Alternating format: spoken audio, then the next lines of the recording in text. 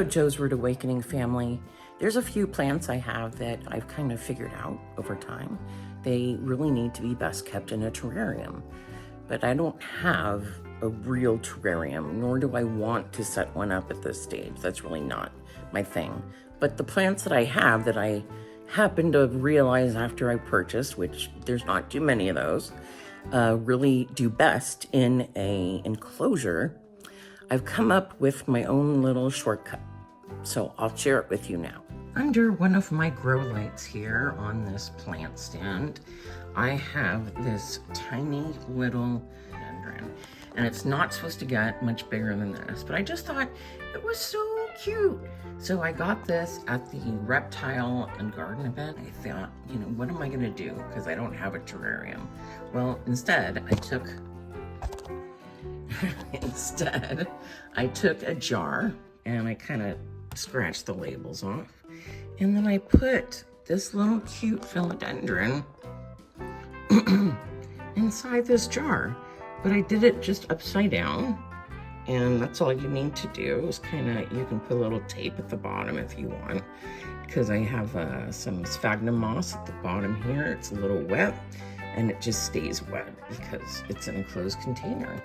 And this one just does really great. And recently, it's given me a brand new leaf. You can see there's a little bright green one next to all the dark green ones. So that's really happy. And the other plant that's super happy, which doesn't look too happy from this angle, so I do admit that, is a begonia. And I realized after some of the plants started to die off, that it wasn't really good for just being an indoor plant. So before it totally died, I let some roots grow in water, and it gave me a new leaf on the edge here.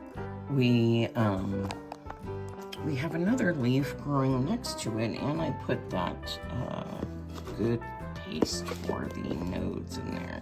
You can't really see too well in there. It's definitely the larger leaf here. Larger-ish, not doing too great, but still there.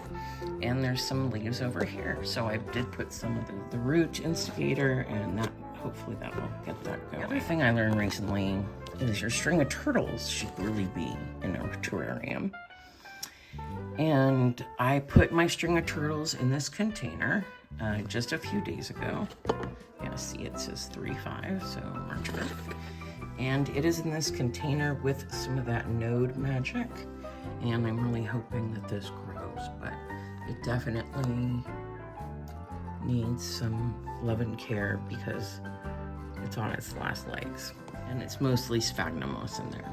If you don't have a terrarium and you have a plant that needs one, if you take a jar and put it upside down, or a closed container of some sort, and just because the idea is to have the light come in through all the angles.